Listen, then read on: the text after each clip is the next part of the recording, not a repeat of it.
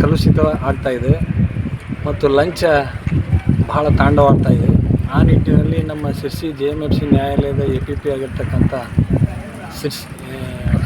ಪ್ರಕಾಶ್ ಲಮಾಣಿ ಇವರು ಇವತ್ತು ಲೋಕಾಯುಕ್ತರ ಬಲೆಗೆ ಬಿದ್ದಿದ್ದಾರೆ.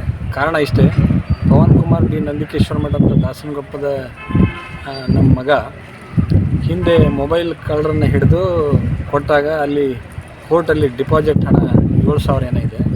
ಮತ್ತು ನಂತರ ಈ ಸರಿ ಕಳ್ಳರನ್ನು ನಮ್ಮ ಹೊಸ ಮನೆ ಕಟ್ಟುವ ಜಾಗದಲ್ಲಿ ಪಂಪ್ಗಳನ್ನು ಕಳ್ಳತನ ಮಾಡಿದ್ರು. ಆ ಕಳ್ಳತನದ ಮುದ್ದೆ ಮಾಲನ್ನು ಬಿಡಿಸ್ಕೊಳ್ಳೋಕ್ಕೆ ಈ ವ್ಯಕ್ತಿ 6,000 ಗಟ್ಟಲೆ ಲಂಚ ಕೇಳಿದ್ದಿದೆ.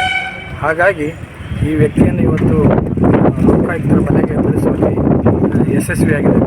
ಇನ್ನು ಮುಂದೂ ಕೂಡ ಯಾರೇ ಲಂಚಕೋರರು ನಮ್ಮ ಶಿರ್ಸಿ ತಾಲೂಕಲ್ಲಿದ್ದರೆ ನಮ್ಮ ಹತ್ರ ಬಂದರೆ ತಮಗೆ ಸರಿಯಾದ ಮಾರ್ಗದರ್ಶನ ಕೊಡ್ತೀವಿ. ಮತ್ತಂಥ ಲಂಚಕೋರ ಅಧಿಕಾರಿಗಳನ್ನು ಮಟ್ಟ ಹಾಕುವಲ್ಲಿ ನಾವು ನಿಮಗೆ ಸದಾಕಾಲ ಬೆಂಬಲವಾಗಿರ್ತೀವಿ.